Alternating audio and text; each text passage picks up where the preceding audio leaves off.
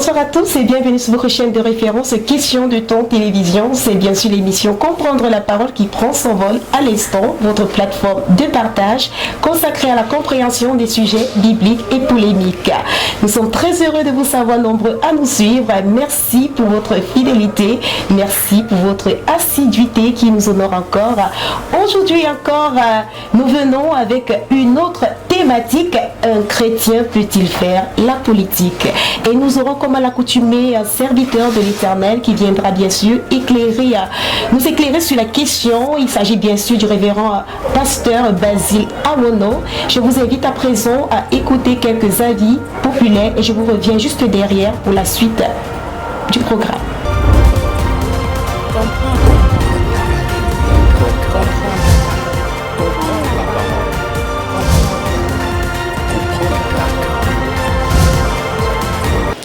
Bon, déjà pour commencer, pour moi, je ne vois pas d'inconvénient qu'un chrétien fasse la politique. Mais toutefois, il faut savoir faire la part des choses. Voyez-vous, pour moi, la politique doit appartenir aux politiciens. Et maintenant, la religion aux religieux. Bien sûr, pourquoi pas. Être chrétien, c'est quelque chose d'assez privé. Si mon obédience est j'ai peut-être l'obédience musulmane, je peux faire de la politique si je veux. Moi, je ne vois pas le souci. C'est tout à fait normal. Oui, un chrétien peut faire dans la politique s'il a la crainte de Dieu. Mais avec le statut du monde d'aujourd'hui où les gens sont dans les sectes, avec tout ce que cela comporte, je ne peux pas vous mentir, le monde entier est géré par les gens qui sont dans des loges, dans des sectes. Donc un chrétien n'a pas qualité, même il peut, mais on ne peut pas lui laisser le temps d'exercer comme il se doit avec la crainte de Dieu pour gérer, n'est-ce pas, et faire, n'est-ce pas, la politique. C'est de ça qu'il s'agit. De mon point de vue, un chrétien ne doit pas faire dans la politique. Pourquoi? Parce que, en fait, être chrétien, c'est dire la vérité, et être politicien, c'est contredire la vérité. Donc, parce que être chrétien, c'est de croire en Dieu. Et quand tu es chrétien, tu ne peux pas être politicien. Donc, à être politicien, tu contredis la parole de Dieu, tu es dans le mensonge. Parce que politicien, c'est avoir le pouvoir, avoir de la richesse, être en dessous de toute autre personne.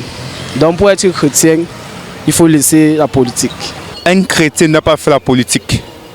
Raison pour laquelle j'ai dit un chrétien n'a pas fait la politique, parce que Dieu nous dit dans sa parole que les choses de ce monde ne nous appartiennent pas. Donc ce sont les choses de son royaume qu'on ne doit plus s'occuper. Tu vois. Et c'est pourquoi, en tant que sauvé, qu'est-ce qu'il dit? Allez dans le monde entier, faites des nations des disciples. Il n'a pas dit allez faire la politique. Il a dit allez faire des nations des disciples. Non, pour moi, je ne pense pas.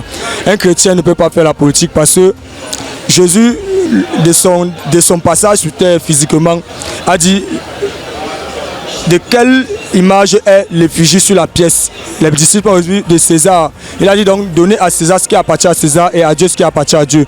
On ne peut pas servir Dieu et Mammon. On ne peut pas servir Bélial et le Christ. Donc, pour un chrétien, ce n'est pas possible de faire la politique parce que la politique n'est pas déjà un monde clair. Oui, la politique, ce n'est pas quelque chose de joie. Pour moi, un chrétien ne peut pas exercer la politique. Moi, à mon avis, donc chrétien ne doit même pas faire la politique. Pourquoi? Parce que donc chrétien, c'est pas un homme qui a la foi au sens clair d'un homme qui a le discernement. Parce que quand on dit politicien, il ne croit pas qu'il croit en Dieu, quoi. C'est des imposteurs.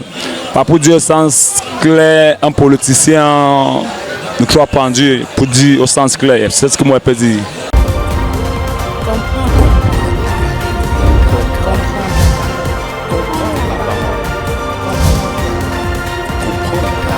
Retour en plateau, nous souhaitons la bienvenue à tous ceux qui nous rejoignent à l'instant. Et tel qu'annoncé à l'entame de cette émission, j'ai juste à ma gauche le révérend pasteur Basile Awono. On va dire bienvenue sur ce plateau. Bonsoir pasteur. Bonsoir Amandine, bonsoir aux téléspectateurs de Question de Temps TV. Alors vous avez on a parcouru ensemble les différents avis populaires, à savoir qui étaient justement sur la thématique du jour, un chrétien peut-il faire la politique? Alors déjà d'entrée de jeu, c'est quoi la politique au sens de la Bible et qui peut faire la politique? Ok, je voudrais commencer par définir ce que c'est la politique. On dit que c'est l'art de gérer les cités. Alors, si un chrétien peut faire la politique ou pas, je crois que nous pouvons vérifier les Saintes Écritures pour avoir un cœur et un esprit net par rapport à la politique. Parce que l'homme d'aujourd'hui a une mauvaise compréhension de la politique. J'ai suivi les uns les autres parler de mensonges, que la politique c'est le mensonge, que c'est la vérité. Et je me pose la question, c'est quoi la vérité? Et alors, si un chrétien ne peut pas faire la politique, il va subir la politique. Et alors, vous avez dit la politique, c'est l'art de gérer la cité. Oui. Donc, ça suppose que même des chrétiens sont habilités à faire la politique au sens propre de la Bible. Effectivement, permettez-moi de lire un passage biblique dans le livre de Daniel, au premier chapitre, le verset 3. La Bible dit que le roi donna l'ordre à Shebnas, chef de ses eunuques, d'amener quelques-uns des enfants d'Israël, des races royales ou de la famille noble, des jeunes garçons sans défaut corporel, beaux, de figure, doués de sagesse et d'intelligence et d'instruction, capables de servir dans le palais du roi et à qui l'on enseignerait les lettres et la langue des Chaldéens. Le roi leur assigna pour chaque jour une portion de ses mets, de sa table et du vin dont ils buvaient, voulant les enlever pendant toutes 3 années, au bout duquel ils seraient au service du roi. Alors, ici, ce passage, nous voyons le roi Nebuchadnezzar qui est en train de prendre les Juifs. Il avait besoin d'eux dans son royaume pour l'aider à gouverner, à gérer.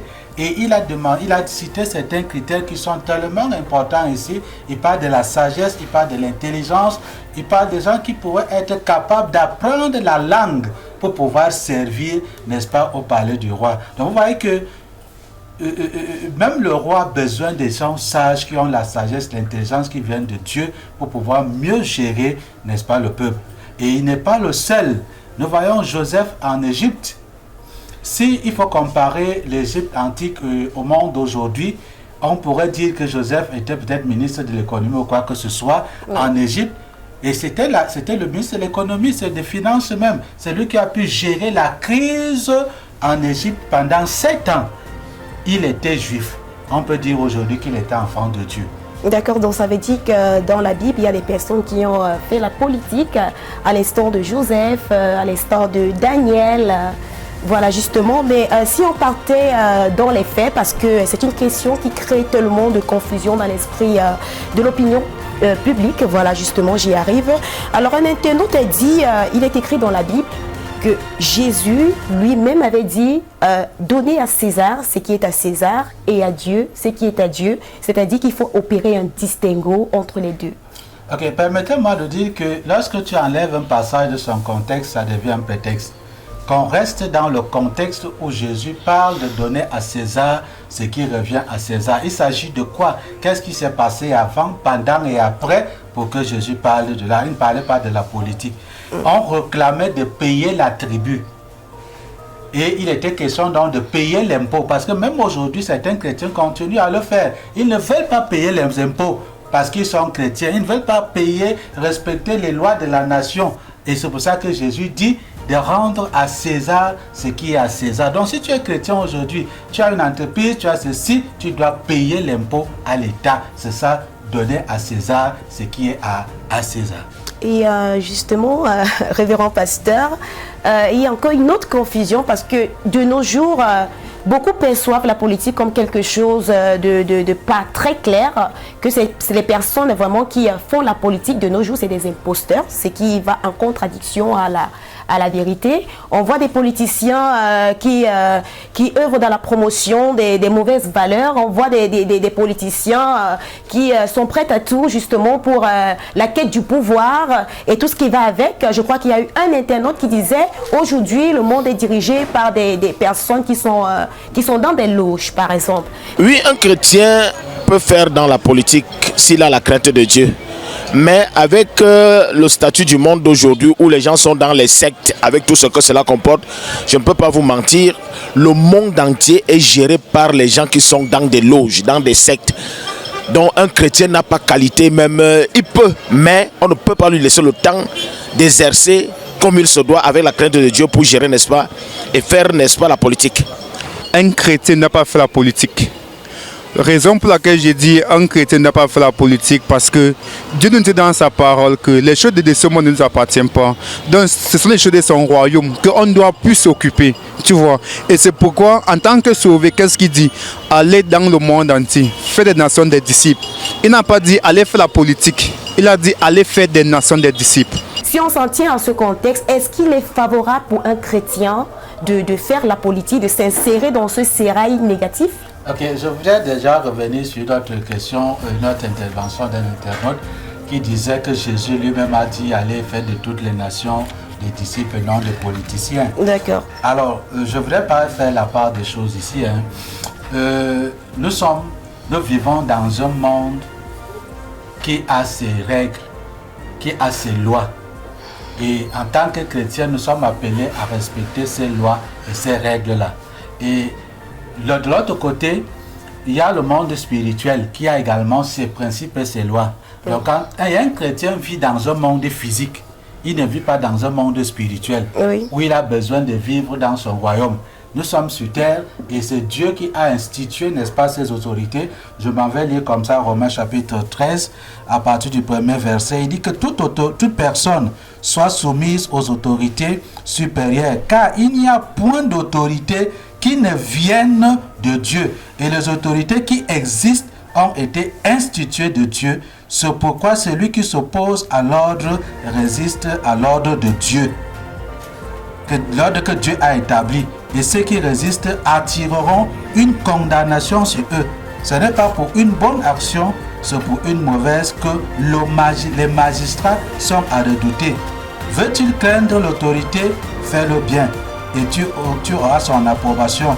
Et le verset 4 nous dit, le magistrat est serviteur de Dieu pour ton bien. Mais si tu le fais, tu fais le mal, crains, car ce n'est pas en vain qu'il porte l'épée, étant serviteur de Dieu pour exercer la vengeance et punir ceux qui font le mal. Nous voyons ici les magistrats, la Bible les reconnaît comme des serviteurs de Dieu. Je voudrais donc faire le distinguo ici entre les choses spirituelles et les choses d'ordre naturel. S'il n'y a pas la politique, s'il n'y a pas les autorités, il n'y aura pas d'ordre. Et ils sont là pour l'ordre. Et je crois que le chrétien avec l'Esprit de Dieu est mieux placé pour pouvoir apporter de l'ordre sur la terre. C'est pour ça qu'on a besoin des autorités qui soient des enfants de Dieu, qui fassent la politique. Je prends un peu l'organisation de notre pays. On a l'Assemblée nationale, on a le Sénat, on a j'ai cité le Sénat, l'Assemblée nationale, et où les lois sont votées. Alors vous parlez de subir. S'il n'y a aucun enfant de Dieu qui vote les lois, qui défendent le chrétien et qui promettent, n'est-ce pas, la bonne éducation, on va voter ces lois à l'Assemblée et ça va passer et le chrétien va subir. Donc nous avons besoin des enfants de Dieu dans toute sphère de la société pour pouvoir défendre l'intégrité de notre nation, de défendre la cause de Dieu pour une bonne marche de notre pays. Justement, parce que vous avez signifié que les autorités sont établies par Dieu. Oui. En principe, ça doit être des serviteurs de Dieu. Mais curieusement, on se rend compte que... La Bible dit qu'ils sont des serviteurs de Dieu. Mais pas pour les choses spirituelles. Ils ne sont pas nos conducteurs spirituels, mais ils travaillent pour l'ordre sur la terre. Voilà pourquoi Dieu dit qu'ils sont ses serviteurs. Mais c'est nous qui spiritualisons pour croire qu'être serviteur de Dieu, c'est prendre la Bible seulement et prêcher ou prophétiser ou apporter des révélations. Non, ils sont des serviteurs de Dieu. Ils sont des serviteurs de Dieu, mais il y a la société, le bas peuple qui crie à cause des mauvaises voies que certaines empruntent. Je veux parler de ces politiciens d'ailleurs. Ok, je suis bien d'accord, je vis dans une société, nous voyons comment ça se passe, mais il faut que nous comprenions quelque chose. C'est pour ça que nous avons besoin des enfants de Dieu dans ce milieu pour assainir ce milieu. Si les enfants de Dieu ne sont pas là, ce milieu ne peut jamais être assaini. Il faut des enfants de Dieu en la tête, n'est-ce pas, de certains organes, comment je vais appeler ça, de certains sommets pour apporter de l'influence. Je veux dire ici qu'il y a 7 sommets d'influence où il y a l'économie, il y a l'éducation, il y a les affaires, il y a la politique elle-même, il y a, n'est-ce pas, l'éducation. D'accord. N'est-ce pas? Et si nous sommes au sommet, nous allons influencer et le règne de Dieu sera établi sur terre. D'accord. Parce que la politique, ça vient du pouvoir. Donc, du coup, si les enfants de Dieu sont élevés à un certain poste, on imagine qu'ils vont influencer selon la parole de Dieu. Effectivement. C'est ce que vous êtes en train de dire. Jésus, de son passage sur terre physiquement, a dit de quelle image est l'effigie sur la pièce. Les disciples ont dit de César. Il a dit donc donner à César ce qui appartient à César et à Dieu ce qui appartient à Dieu. On ne peut pas servir Dieu et Mammon. On ne peut pas servir Bélial et le Christ. Donc, pour un chrétien, ce n'est pas possible de faire la politique parce que la politique n'est pas déjà un monde clair. Oui, la politique, ce n'est pas quelque chose de droit. Pour moi, un chrétien ne peut pas exercer la politique. Alors, si vous pouvez nous apporter un peu d'éclaircie, est-ce que lorsqu'on est en proie au pouvoir, je veux dire, c'est forcément servir Mammon? Parce qu'on se rend compte que des politiciens maintenant sont prêts à tout pour avoir de l'argent. Ils ne sont pas un modèle toujours pour nous parce que le modèle doit être calqué chez Dieu. Et je veux dire ici que l'exemple de la politique que nous avons aujourd'hui, parce que les gens font allusion aux chapelles, comment on dit ça, j'appelle ça des partis politiques. Et c'est ça que les gens pensent que c'est ça la politique, appartenir comment on dit ça, un parti politique, on croit que c'est ça la politique. Non, c'est pas ça la politique. Dans la politique, il doit y avoir l'équité et l'égalité. Donc, à servir Mammon c'est le diable. Alors, Joseph servait qui en Égypte? Il servait Mammon? Non, parce qu'il était si bien riche, c'est celui qui gérait l'économie. Je ne pense pas. Oh, je m'en vais te prendre un autre exemple. Dans le livre de Luc chapitre 19, la Bible parle d'un homme. Il s'appelait Zachée. Il était fort riche. N'est-ce pas? Oui. Jésus l'a appelé dans son équipe. Pourquoi Jésus avait besoin de Zachée? Parce que Zachée était un homme qui réfléchissait. Zachée était un homme qui savait multiplier. Et Jésus l'a appelé dans son équipe pour pouvoir apporter cette touche-là pour faire avancer son œuvre. Il a besoin de tout le monde. Il n'a pas seulement besoin des gens qui vomissent le feu, qui prophétisent, qui déclarent. Permettez-moi quelque chose. C'est parce que les enfants de Dieu sont paresseux qu'ils ne peuvent pas se lever et prendre le pouvoir. Il y a quelques années, il y a quelqu'un qui disait, lorsqu'on jubilait les 50 ans, on fêtait le jubilé 50 ans de notre indépendance, on lui a posé la question, il a dit que s'il fallait donner un conseil, quand le gouvernement veut prendre des décisions, il doit consulter l'église. Oui, c'est très bien, mais lui, il clame haut et fort qu'il n'en a que le CP. Mais avec le CP, tu vas diriger quoi? Tu vas gérer quoi? Non, il faut se lever à la hauteur où Dieu nous attend. Alors, pasteur, je ne veux pas vous couper. Généralement, on se rend compte qu'il y a des chrétiens qui parviennent à entrer dans le monde de la politique, mais qui se laissent influencer par les plaisirs de ce monde. Hein. Non, on ne peut pas se lever si Dieu ne t'a pas appelé. D'accord. Billy Graham aux États-Unis a refusé d'être président des États-Unis parce que ce n'était pas son appel. D'accord. Il faut reconnaître l'appel de Dieu. Il y a l'appel royal, il y a l'appel à la sacrificature. Tout l'homme, Dieu a fait de nous des rois et des sacrificateurs. Donc il y a l'appel à la royauté, il y a l'appel à la sacrificature. Il faut faire la part des choses. D'accord, alors si vous en avez convenance, nous allons procéder à un deuxième visionnage. Il s'agit bien sûr de l'intervention du pasteur Félix Kwame. Alors je vais prier également à nos très chers internautes de regarder cette vidéo de bout en bout.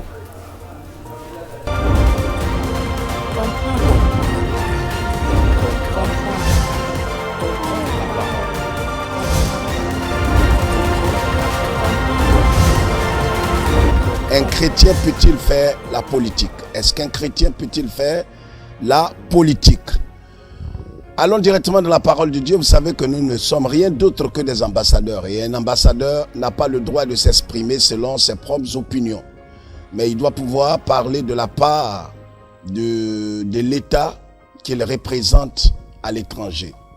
Et ici, en 2 Corinthiens chapitre 5, le verset 18, nous faisons office d'ambassadeurs. Tout ce que le diable est le même partout.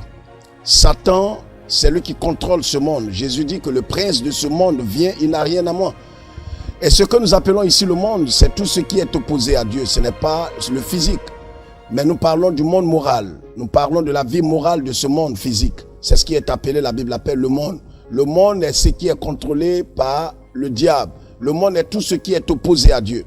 Alors vous savez que le monde s'infiltre très souvent dans la politique. Et c'est pourquoi dans la politique, vous allez voir l'hypocrisie, vous allez voir les meurtres, vous allez voir les assassinats, vous allez voir le mensonge, l'immoralité, toutes ces choses.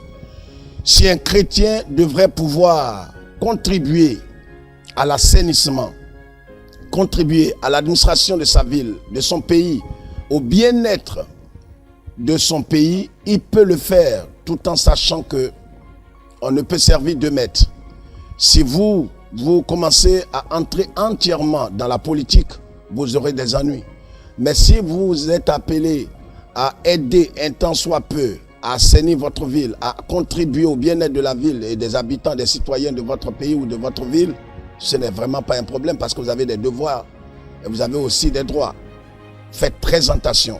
Un chrétien, est-ce qu'il peut faire la politique telle qu'elle est vécue aujourd'hui? Je dirais non. Mais est-ce qu'un chrétien peut aider, peut contribuer au bien-être de sa cité? Parce que la politique, dans ce sens noble, c'est la gestion des affaires d'une ville ou d'un État. Dans ce sens-là, un chrétien peut contribuer. Mais un chrétien ne peut pas s'immiscer dans la politique telle qu'elle est vécue en Afrique, telle qu'elle est vécue dans le monde entier, où c'est dans les bassesses, où c'est dans l'hypocrisie, les menaces, les meurtres. Et il faut forcément s'initier à la sorcellerie, à entrer dans les loges que vous connaissez très bien, les sociétés secrètes pour faire la politique. À ce titre-là, je dis absolument non, parce que comme Jésus le dit en Jean 18, verset 38, mon royaume n'est pas de ce monde. Un chrétien ne peut pas faire la politique telle qu'elle est vécue aujourd'hui.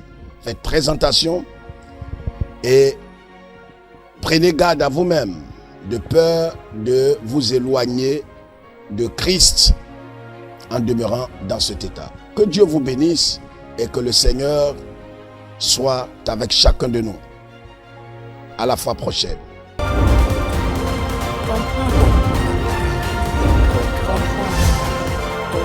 Retour au plateau, voilà, nous revenons sur la thématique du jour. Un chrétien peut-il faire la politique? Nous avons eu bien sûr la brillante intervention du pasteur Félix Kwame qui nous a d'ailleurs édifié sur ce plateau. Vous connaissez cet illustre homme de Dieu, pasteur?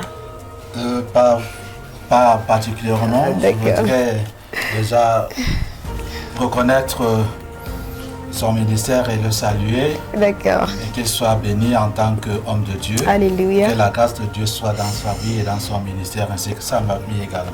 Il cite 2 Corinthiens chapitre 5, le verset 18, qui dit que nous faisons fonction d'ambassadeur.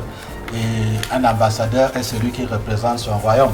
Mais alors, si nous partons dans ce contexte, il a cité Jean également qui dit que son royaume n'est pas de ce monde, mais nous sommes dans ce monde. Et c'est nous qui devons être la lumière du monde. Donc en fait, c'est à nous d'éclairer ceux qui sont dans les ténèbres, dans tous les domaines, que ce soit le domaine naturel, que ce soit le domaine spirituel. C'est à l'enfant de Dieu d'être un modèle et d'être un exemple. Maintenant, représenter le royaume des cieux sur terre ou être ambassadeur ne veut pas dire s'impliquer dans les choses qui concernent la société. Parce que si la société va en dérive, Dieu va nous en demander les comptes. Parce que c'est nous qui sommes supposés, n'est-ce pas, gérer, n'est-ce pas, cette cité-là ou cette nation-là. Donc, être ambassadeur, on ne le représente pas. Notre royaume n'est pas physique. Qu'il me montre là où notre royaume est situé. Quand Jésus dit que nous sommes les ambassadeurs, alors que nous vivons dans un pays, comme je l'ai dit dans mes propos, depuis que nous vivons dans un monde qui a ses lois et ses règles. Ouais. Donc, un enfant de Dieu peut bien faire la politique. Si nous voyons des soldats, la Bible parle des soldats, nous voyons la Bible parler des gens comme Joseph qui ont géré, la Bible parle des juges, Déborah qui pouvaient gérer les hommes, c'est la politique. Moïse est un politicien, le fait de diriger tout un peuple, c'est de la politique. Dans la politique, il y a le management. Dans la politique, il y a, n'est-ce pas, ce côté managérial qu'il faut. Ce côté de leadership qu'il faut diriger les gens et leur donner une orientation. C'est d'ailleurs pourquoi pour chaque parti politique, on leur demande quelle est votre vision, n'est-ce pas, comment ils appellent ça, j'appelle ça vision, projet de société que vous avez. Donc c'est une vision que vous devez imposer aux gens et leur dire que voilà là où nous partons. Alors, pasteur, sans toutefois vouloir vous couper, si je pouvais revenir sur l'intervention du pasteur Félix Kwame, dont je salue encore la grâce. Je veux dire, faire la politique, c'est pas forcément passer à l'action ou alors se tenir aux commandes, mais ça peut également être se tenir à la brèche, intercéder, et puis on peut influencer dans le secret. Non, pas forcément. C'est ce que les chrétiens font. Même avec les prières, ils disent que le Saint-Esprit fait ceci. Parce que le roi David, il travaillait en collaboration avec le prophète Nathan, par exemple. Mais Nathan n'était pas seulement pour, comment dire ça, pour prier. Il y avait quelqu'un qui était devant. Moi, j'influence les politiciens. Oui. Dans mon assemblée, dans mon école, j'ai des gens qui sont placés, n'est-ce pas, dans la société. Ils sont, quand ils viennent à l'église, c'est pour venir recevoir la sagesse qui vient de Dieu, pour mieux conduire, n'est-ce pas, les responsabilités que Dieu leur a données dans cette nation. C'est aussi ça, faire la politique. Donc, il ne faut pas seulement faire croire que faire la politique, c'est devenir forcément président de la République, comme le combat aujourd'hui. Non, faire la politique ne veut pas forcément dire être président de la République, mais accomplir fidèlement ta tâche là où Dieu t'a placé dans la société. Parce que même les chrétiens qui disent là qu'ils ne peuvent pas faire la politique, ils ont des tâches de responsabilité dans les lieux de service, mais ils les boycottent.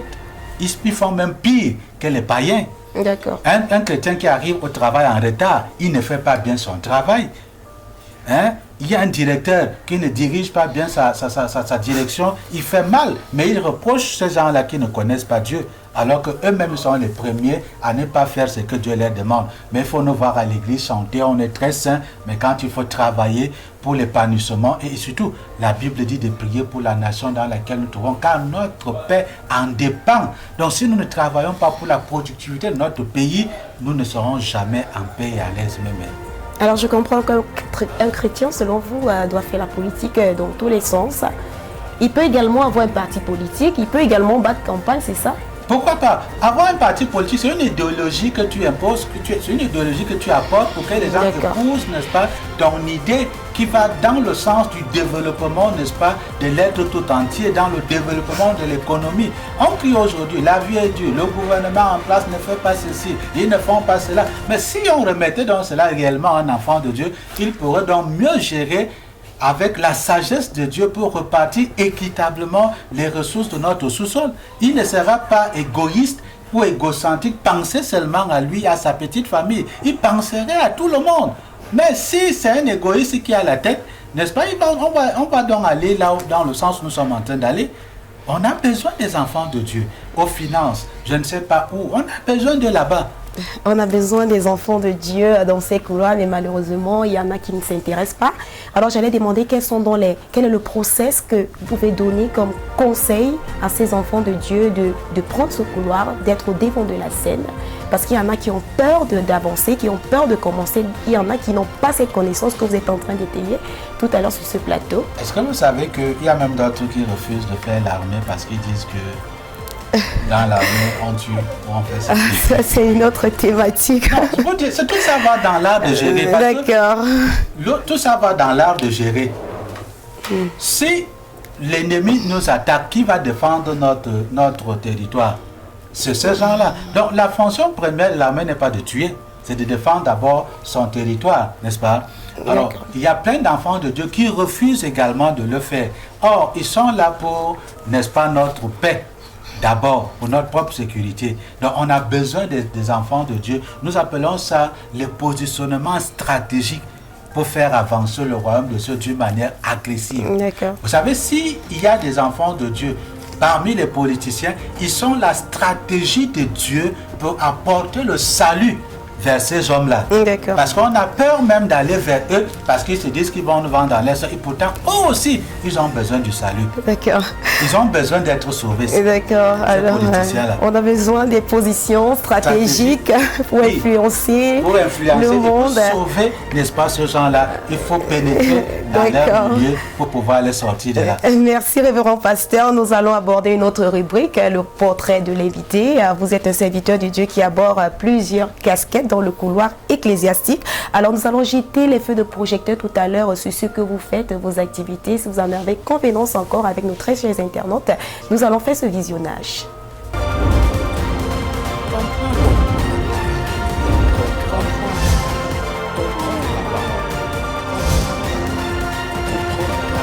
Je suis le révérend Basil Awono. Je suis marié depuis 23 ans aujourd'hui. Homme de conviction, déterminé, rempli d'une ferme assurance, le révérend pasteur Basil Awono, par ailleurs fondateur de l'Institut biblique Réma et enseignant en théologie systématique, met aujourd'hui l'accent sur le ministère de l'enseignement, enrichi d'une formation théologique très variée. Marié et père de 6 enfants, ce dernier consacré au Seigneur depuis 1994 est profondément impliqué dans son œuvre. Ayant aussi fait le constat que beaucoup d'hommes de Dieu ou alors enfants de Dieu ne sont pas formés, et étant formé moi-même, passant par des centres de formation biblique des différentes écoles bibliques, j'ai eu le fardeau dans mon cœur de commencer la formation biblique au travers de l'Institut biblique Réma.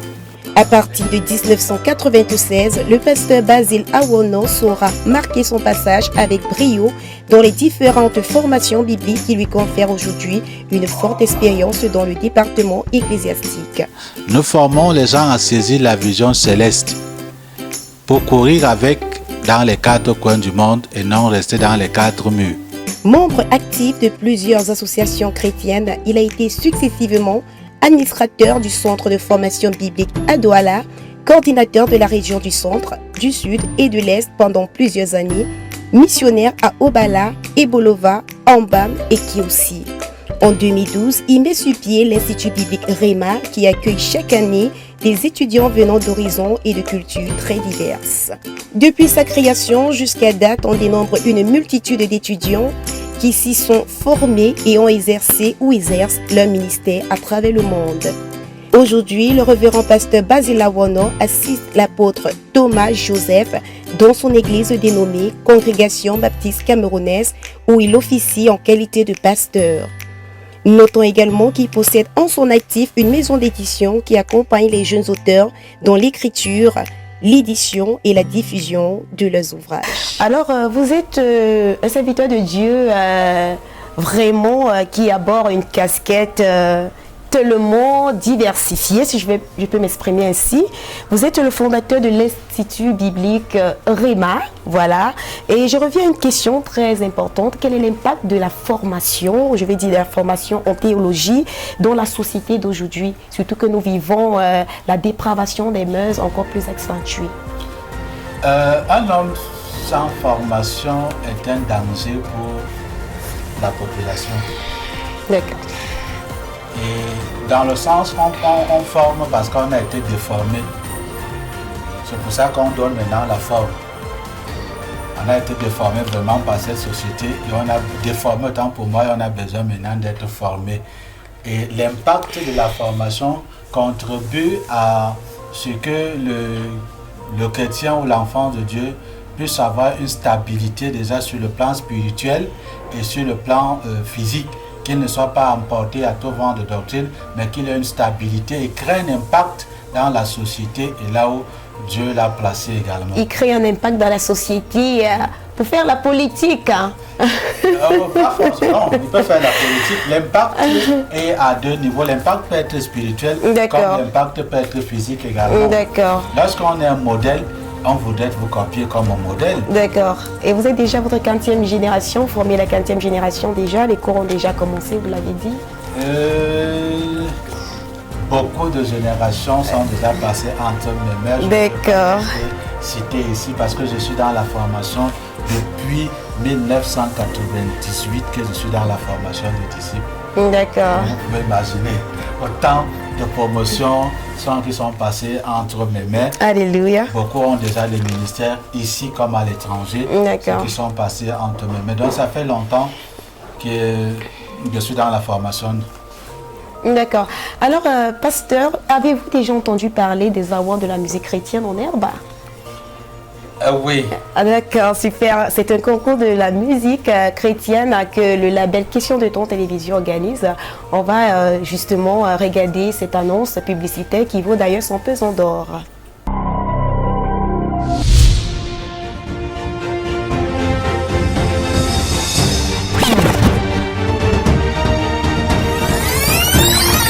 Salut chers téléspectateurs, je suis Virginie. Bienvenue dans la Minute des Aortes sur Question de Temps TV.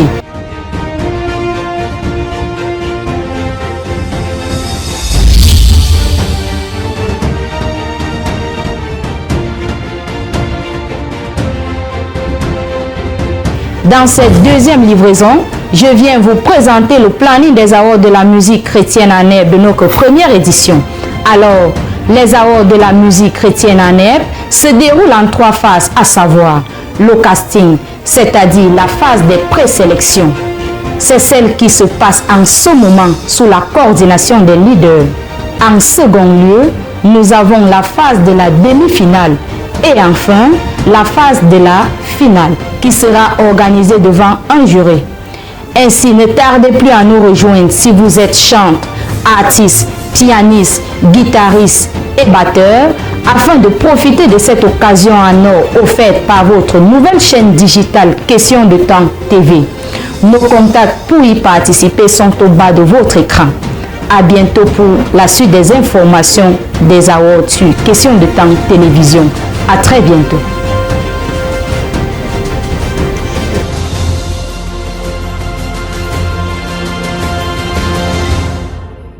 Vos impressions, pasteur, pour cette première édition du concours. Ok, je voulais d'abord lever l'équivoque ici par rapport à ce qui se dit dehors. Est-ce que même sur la plateforme, on a dit que on est en train de copier le monde? Est-ce que Dieu est un Dieu de concurrence? Est-ce que Dieu est un Dieu de ceci? Oui, les internautes peuvent le dire, chacun est libre de donner son opinion. Mais je crois que c'est une bonne initiative de pousser les chrétiens à travailler. Ils sont très paresseux, tout c'est le Saint-Esprit qui fait à leur place, mais ils ne veulent pas travailler. Donc ceci pousse, n'est-ce pas, le chrétien, le chanteur, ou je ne sais pas, le musicien, n'est-ce pas, à travailler, à exceller, n'est-ce pas, dans son domaine par l'exercice. Et ce concours est très important. Ce n'est pas le prix qu'on gagne, on ne le fait pas devant Dieu. D'accord. Et n'oubliez pas que la musique a un double rôle également. Dans le monde, on dit que ça durcit les mœurs, n'est-ce pas? Mais maintenant, nous ne chantons pas seulement pour Dieu, mais nous chantons également pour rendre ministère aux hommes. Alors, quand cela est bien fait, n'est-ce pas, ça va créer également l'impact dans les oreilles ou de celui qui suit, n'est-ce pas, cette musique-là. Donc, cette initiative est encouragée parce qu'elle amène, n'est-ce pas, le chrétien, le chanteur, le musicien à travailler davantage pour devenir, pour impacter aussi, apporter son impact de sa manière dans la société. D'accord, merci beaucoup, révérend pasteur Basile Aronan. Nous tirons déjà la fin de cette émission et nous ne serons terminés sans toutefois vous prier de faire, permettez-moi la répétition, une prière de clôture. Seigneur, je veux te rendre grâce et te bénir pour Question de Temps TV et tout son personnel, particulièrement Amandine qui tient cette émission. Je prie que tu lui donnes davantage la sagesse et l'intelligence afin de conduire à part cette émission, Seigneur. Que tu donnes à Question de Temps TV les moyens nécessaires dont il a besoin pour s'épanouir et accomplir la tâche ou la mission que tu lui as assignée, Seigneur. Et que tout plan de l'ennemi, Seigneur, contre cette chaîne de télévision et ses ouvriers soit davantage voir l'échec au nom de Jésus. Porte l'étendard haut et qu'ils puissent, n'est-ce pas, aller même jusqu'aux extrémités de la terre par rapport à cette mission. Bénis cette maison de télévision et tous ses employés encore une fois de plus. Dans le nom de notre Seigneur et Sauveur Jésus-Christ, que nous avons ainsi prié. Amen. Amen. Alors, merci. C'était bel et bien votre émission Comprendre la parole. J'espère que vous avez été richement bénis par cette intervention du pasteur Aronan Basile. Merci de nous avoir écoutés. Merci de vous abonner. Merci de poser un commentaire. Merci également de liker, de partager pour soutenir l'évangile de Jésus-Christ et soutenir également cette initiative jeune. Alors, si vous avez soif de la parole, je vous prie de laisser des commentaires. Et bien sûr, il y aura des invités, des hommes de Dieu vraiment très consacrés au sacerdoce qui viendront vous étayer sur la situation. Alors je vous dis d'ici là, portez-vous bien. Shalom. Comprendre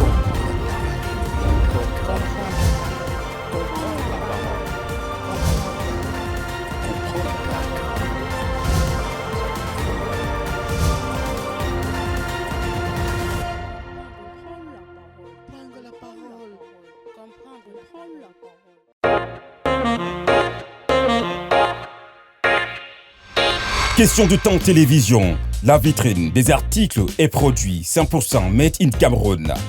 Chaque jour, chaque minute, chaque seconde, Question de temps télévision vous donne l'opportunité de découvrir toutes les nouvelles productions au Cameroun faites par les Camerounais pour satisfaire le monde. Question de temps télévision se donne la mission de parcourir les coins et les recoins du Cameroun et va à la rencontre des créateurs de concepts, des ingénieurs, des artisans camerounais. Question de temps télévision, votre satisfaction, notre devoir.